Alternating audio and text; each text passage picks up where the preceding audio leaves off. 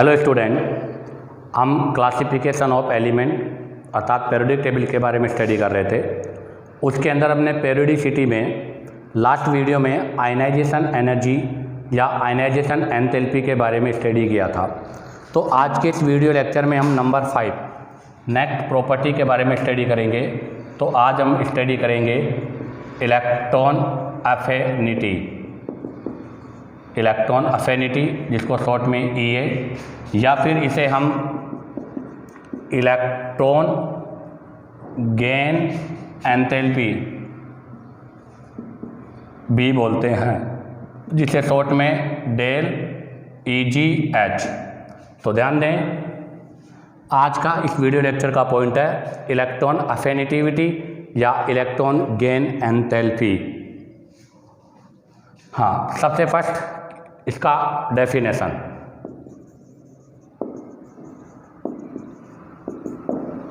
तो देखिएगा इसका डेफिनेशन क्या है। तो ध्यान दें, आज का जो पोर्शन होगा वो पिछले पोर्शन का जस्ट अपोजिट होगा।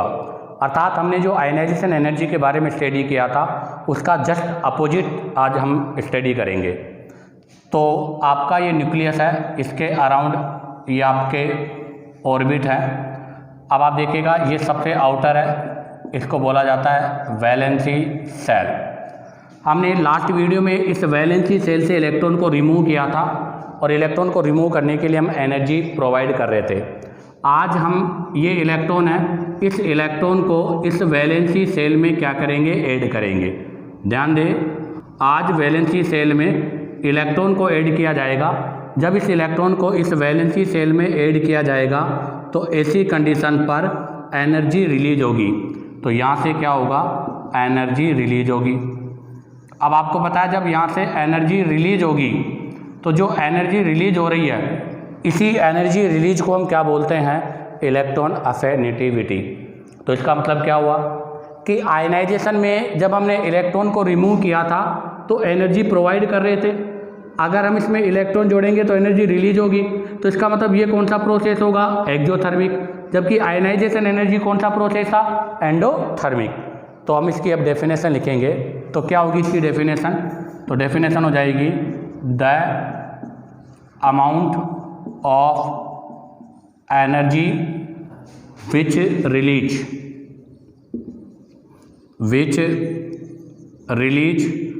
व्हेन एन इलेक्ट्रॉन इज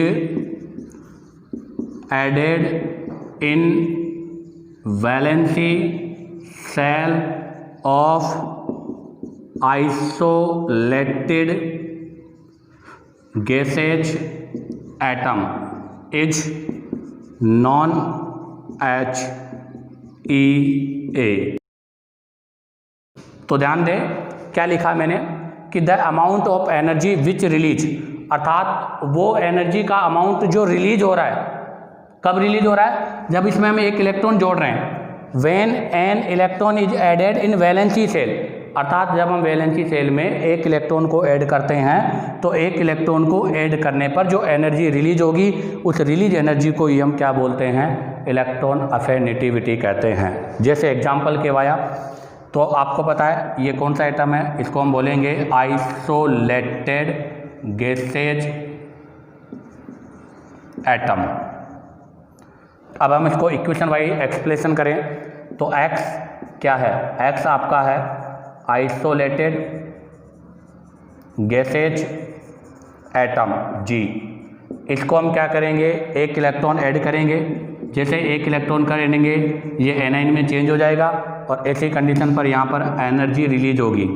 और ये जो रिलीज एनर्जी हो रही है इसे हम इलेक्ट्रॉन अफिनिटी बोलते हैं। और एनर्जी यहाँ रिलीज हो रही है तो इसका मतलब कौन सा प्रोसेस होगा, exothermic.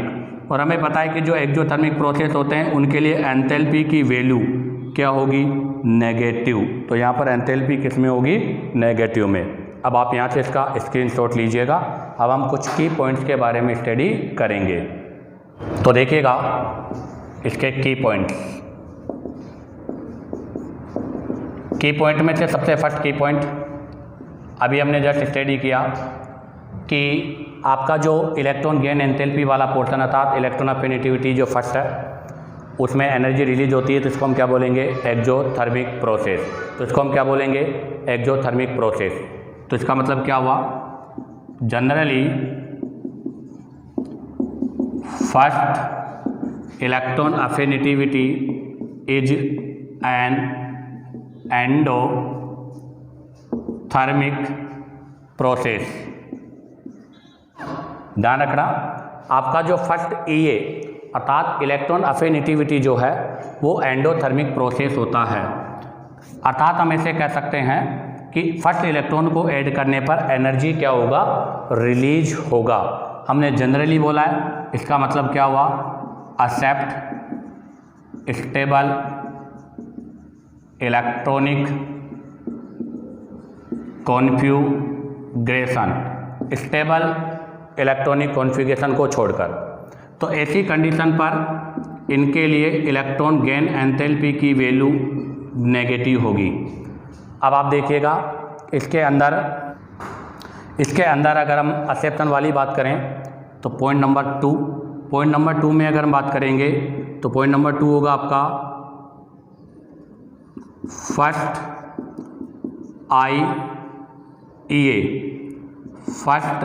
EA of fulfilled and half filled electronic configuration.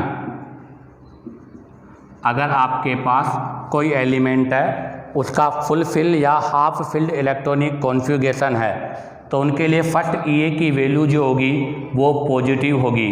क्यों? क्योंकि आपको पता है कि फुल फिल और हाफ फिल्ड क्या होते हैं, स्टेबल, और हमें पता है कि स्टेबल एलिमेंट कभी भी इलेक्ट्रॉन नहीं लेते, अर्थात स्टेबल कॉन्फ़िगरेशन वाले न तो इलेक्ट्रॉन लेंगे और न ही इलेक्ट्रॉन देंगे। इसलिए यहाँ पर इनके लिए डेल H अर्थात एंथैल्पी की वैल्यू नेगेटिव नहीं, क्या होगी, पॉजिटिव, और प्रोसेस एंडोथर्मिक नहीं, क्या होगा, एक्सोथर्मिक होगा। Configuration endothermic process. जस्ट एक एग्जांपल से एक्सप्लेन करता हूँ मैं।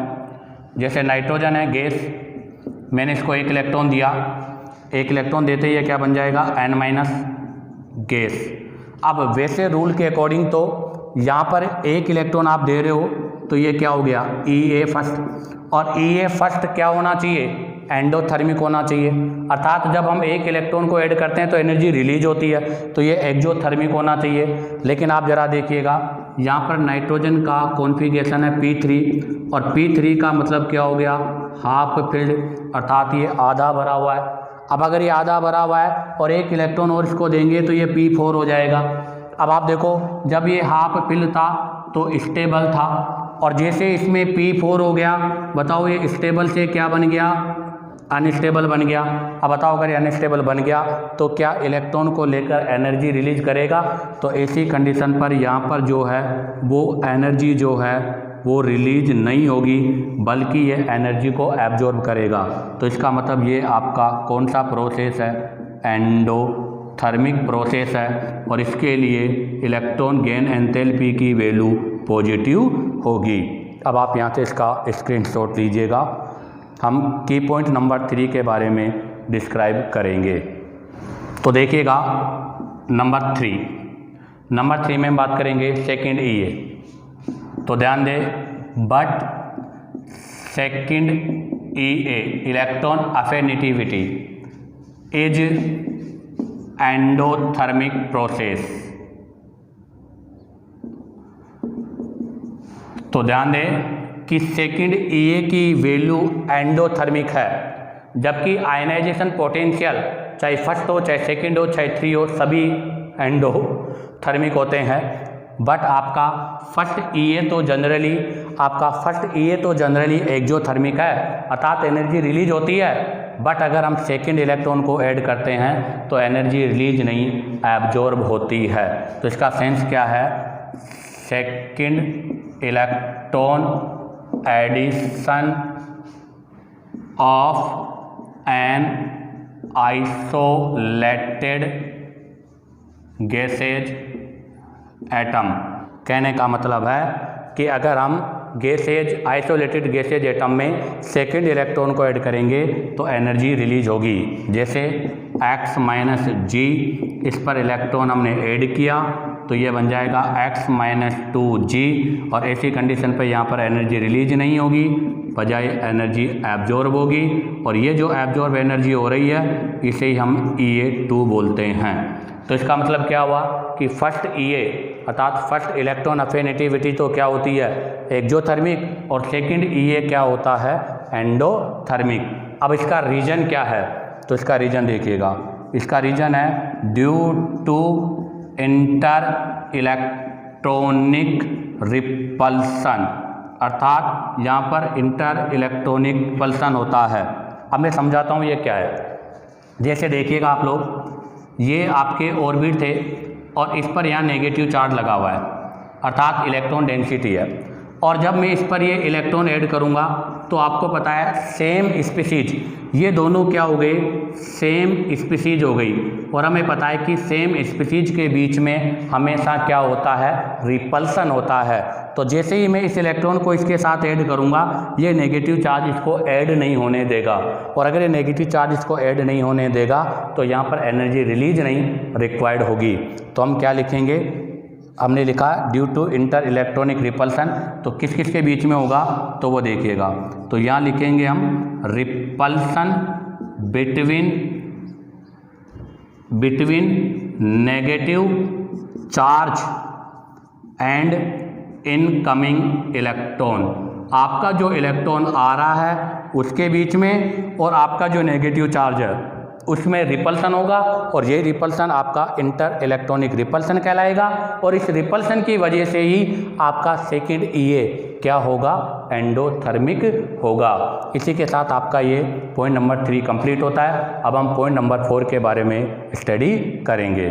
तो देखिएगा, अब हम जैसे मैंने लिया है ऑक्सीजन गैसेज एटम, इसमें इलेक्ट्रॉन ऐड करेंगे, ये बनेगा O माइनस गैसेज फॉर्म में, यहाँ से तो एनर्जी रिलीज होगी तो इसको बोलेंगे Ea। तो यहाँ पर del Eg electron gain enthalpy वो भी नेगेटिव में, और इसकी वैल्यू होगी 141 किलो जूल पर मोल।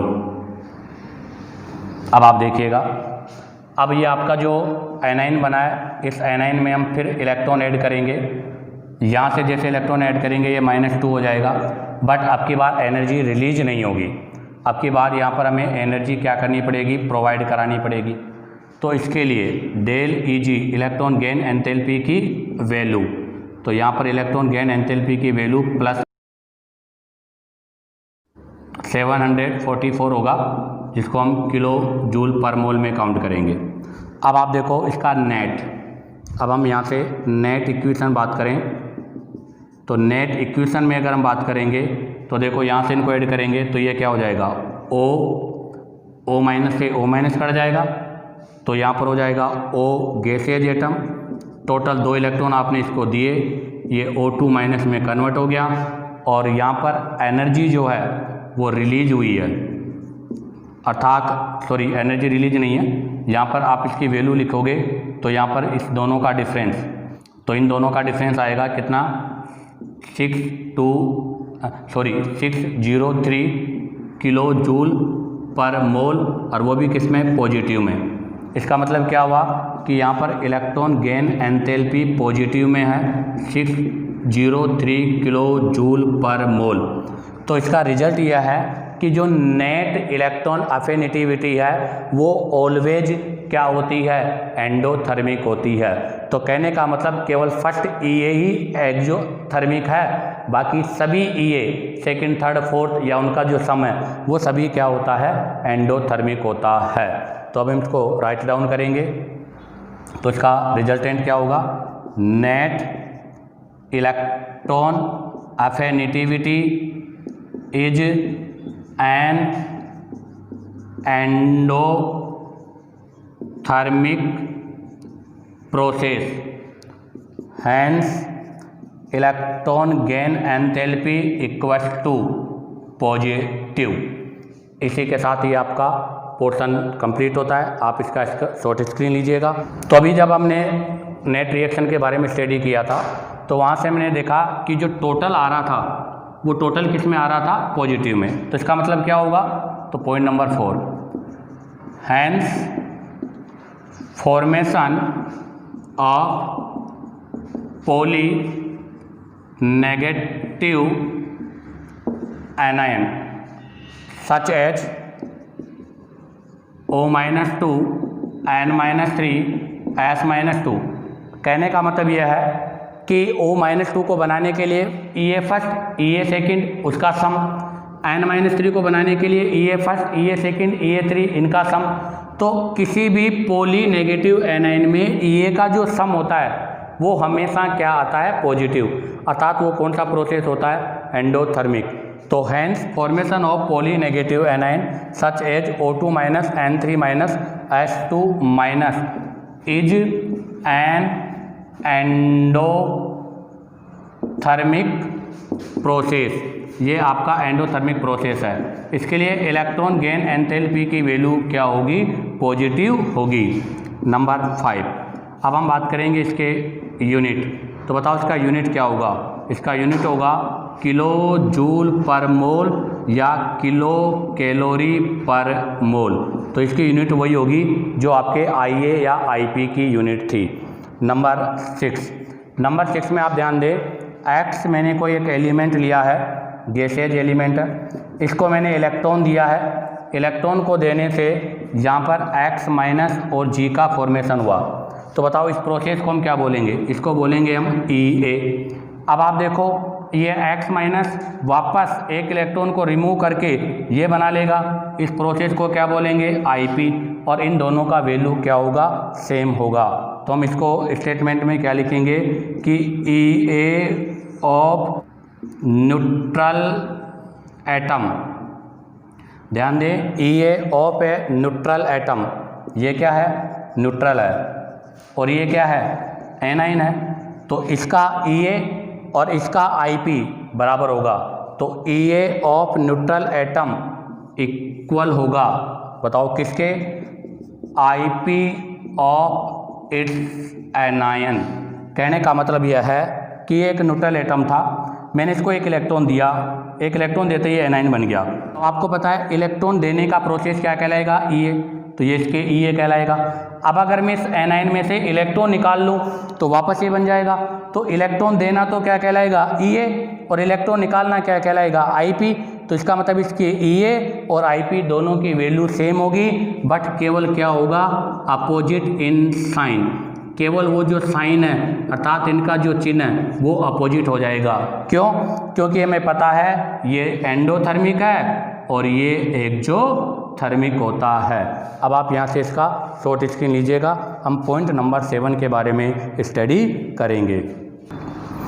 तो देखिएगा नेक्स्ट नंबर 7 में अब हम X गैसेज एटम ले रहे हैं और इस गैसेज एटम को X प्लस कैटाइन और इलेक्ट्रॉन का फॉर्मेशन कर रहे हैं। तो ये क्या कहलाएगा, इसको बोला जाता है IP, अर्थात इलेक्ट्रॉन रिमूव करने के लिए एनर्जी देनी होती है IP। ये प्रोसेस क्या हो गया, एंडो। और अब अगर मैं इसको इस कैटाइन को इलेक्ट्रॉन दे दूंगा तो वापस यही प्रोसेस हो जाएगा, इसको क्या बोलेंगे, EA। तो इसका मतलब इन दोनों की वैल्यू अभी भी बराबर होगी। तो आप क्या बोलोगे, IP ऑफ न्यूट्रल एटम, एक न्यूट्रल एटम का IP इक्वल होता है किसके, कैटाइन के EA के। तो EA ऑफ इट्स कैटाइन। कहने का मतलब न्यूट्रल एटम को हम, एक न्यूट्रल एलिमेंट को जब हम इलेक्ट्रॉन निकालेंगे तो वो IP होगा, और जब उसको एक इलेक्ट्रॉन दे देंगे तो EA होगा। ये दोनों वैल्यू में सेम होगा, बट इनके साइन क्या होंगे, अपोजिट। तो ध्यान रखना, इनके साइन अपोजिट हैं, साइन अपोजिट होंगे बट इनकी वैल्यू सेम होगी। इसी के साथ ही आपके की पॉइंट कंप्लीट होते हैं। अब हम यहाँ से स्टडी करेंगे फैक्टर अफेक्टिंग EA को प्रभावित करने वाले कारक, अर्थात वो फैक्टर जो EA को इफेक्टेड करते हैं। तो ये बिल्कुल IP के सिमिलर है। जैसे सबसे फर्स्ट हम लेंगे इफेक्टिव न्यूक्लियर चार्ज। सबसे फर्स्ट होगा आपका इफेक्टिव न्यूक्लियर चार्ज। तो हमें पता है कि Z effect is directly proportional to E A, is directly proportional to positive charge और indirectly proportional to negative charge. ध्यान रखना, जब हमने एटॉमिक साइज के बारे में स्टडी किया था तब कहा था कि जब केटाइन का फॉर्मेशन होता है तो जेड इफेक्ट बढ़ता है, इसलिए साइज छोटा होता है, और जब एनाइन का फॉर्मेशन होता है तो जेड इफेक्ट डिक्रीज होता है और साइज बढ़ता है। तो ई जो है वो जेड इफेक्ट के डायरेक्टली प्रोपोर्शनल है। तो इसका मतलब क्या है? तो इसका सेंस यह है कि अगर जेड इफेक्ट बढ़ेगा तो आपको पता है क्या, attraction force between nucleus and incoming electron बढ़ेगा। आपको पता है जेड इफेक्ट का मतलब है अट्रैक्शन फोर्स। अब आप बताओ, अगर जेड इफेक्ट बढ़ेगा तो अट्रैक्ट करने की टेंडेंसी बढ़ेगी, अर्थात उसको अट्रैक्ट करेगा, अपने पास बुलाएगा। तो अगर अट्रैक्शन फोर्स बढ़ेगा तो आपको पता है जुड़ने की टेंडेंसी बढ़ेगी, और अगर जुड़ने की टेंडेंसी बढ़ेगी तो एनर्जी भी क्या होगी, मोर रिलीज होगी। तो attraction force between nucleus and incoming electron increase, hence more energy release. तो इसी कंडीशन पर मोर एनर्जी रिलीज होगी। अब हम यहाँ से सेकंड फैक्टर के बारे में स्टडी करेंगे। आप यहाँ से इसका शॉर्ट स्क्रीन ले सकते हो। अब हम नंबर टू में स्कर्निंग इफेक्ट। अब हम स्टडी करेंगे स्कर्निंग इफेक्ट के बारे में। तो आप ज़रा देखिएगा, screening effect indirectly proportional to E A screening effect के इनडायरेक्टली प्रोपोर्शनल होता है। इसका सेंस क्या है? अगर स्कर्निंग इफेक्ट बढ़ेगा तो हमें पता है क्या, attraction force between nucleus and incoming electron घटेगा, अर्थात इनकमिंग इलेक्ट्रॉन और न्यूक्लियस के बीच में अट्रैक्शन घटेगा। और अगर अट्रैक्शन घटेगा तो रिलीज एनर्जी भी क्या होगी, लेस होगी, हैंस लेस एनर्जी रिलीज। अब आता है number 3 atomic size. Number 3 atomic size.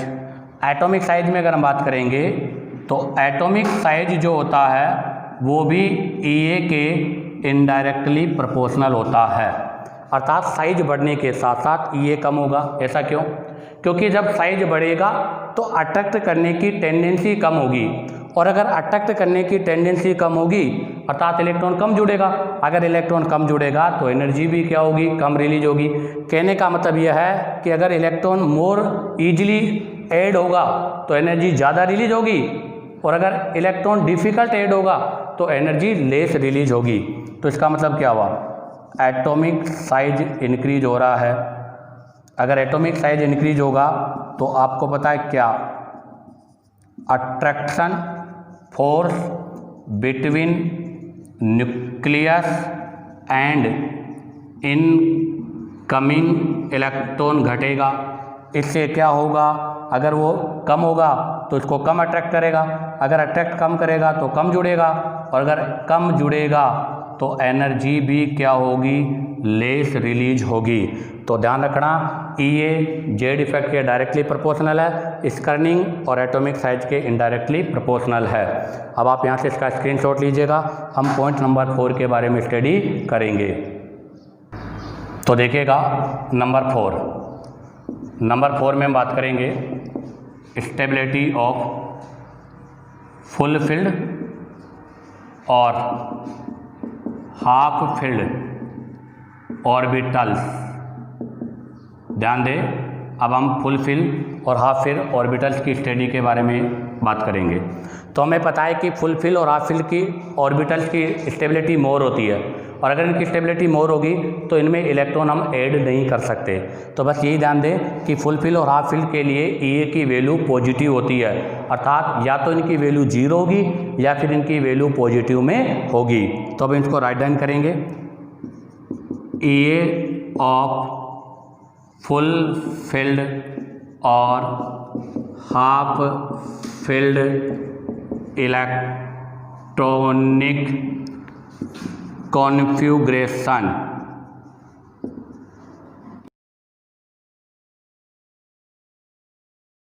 लो, लेस और positive, hence del Eg equal to positive.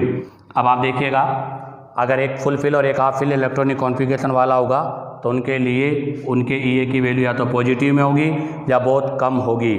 जैसे एक्सेप्शन, हमने आपको इसमें कुछ एक्सेप्शन केस है, NS1 और NP1 में से NS1 की मोर होगी, इसका रीजन फिल्ड है एस का, तो हम इसको बोलेंगे हाफ फिल्ड।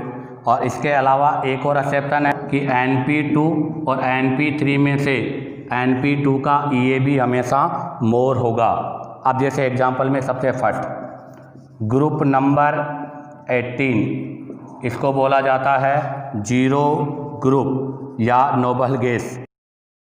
क्या होता है इनमें फुल फिल्ड इलेक्ट्रॉनिक कॉन्फ़िगरेशन है, और इनमें फुल फिल इलेक्ट्रॉनिक कॉन्फ़िगरेशन होने की वजह से इनके लिए इलेक्ट्रॉन गेन एंथैल्पी की वैल्यू जो है वो क्या होती है, पॉजिटिव होती है। ऐसे ही नंबर 2 में हम बात करेंगे ग्रुप नंबर आपका 2, एल्कलाइन अर्थ मेटल। तो एल्कलाइन अर्थ मेटल जो है उनमें भी क्या होता है, एस कंप्लीट होता है, और अगर एस कंप्लीट है तो इनके लिए Ea की वैल्यू बहुत ही कम या बहुत ही लेस होती है। अब आप यहाँ से इसका स्क्रीनशॉट लीजिएगा, पॉइंट नंबर 3 के बारे में स्टडी करेंगे। और थर्ड में देखिएगा ग्रुप नंबर 15 अर्थात नाइट्रोजन फैमिली, और हमें पता है कि इनके लिए भी डेल Eg की वैल्यू 0 या बहुत लेस होगी। उसका रीज़न, इनमें हाफ फील्ड इलेक्ट्रॉनिक कॉन्फ़िगरेशन पाया जाता है। तो आप देखिएगा ग्रुप 18, ग्रुप नंबर 2 और ग्रुप नंबर 15। ग्रुप नंबर 15 में क्या होगा, हाफ फील्ड इलेक्ट्रॉनिक कॉन्फ़िगरेशन, इसलिए बहुत लेस होगा। ग्रुप नंबर 2 में क्या होगा, एस फुल फील्ड, और इसमें क्या होगा, इसमें आपका ऑक्टेट कंप्लीट होगा, ऑक्टेट कंप्लीट या फुल फील्ड इलेक्ट्रॉनिक कॉन्फ़िगरेशन। तो यहाँ फुल फील्ड इलेक्ट्रॉनिक कॉन्फ़िगरेशन होगा। इस वजह से आपके जो Ea है इसका सबसे कम और इसके कंपेयर में मोर, अर्थात हम ऐसे बोलेंगे कि इसका Ea लगभग 0 है और इनका Ea लेस होगा। और अगर इसमें ऑर्डर की बात करें तो इनका ऑर्डर ये होगा। ठीक है, इसी के साथ आपका ये फैक्टर अफेक्टिंग ऑफ Ea का पोर्शन कंप्लीट होता है। नेक्स्ट वीडियो में हम इसकी पेरियोडिसिटी के बारे में स्टडी करेंगे। अगर आपको वीडियो पसंद आया हो तो लाइक और सब्सक्राइब करना ना भूलें।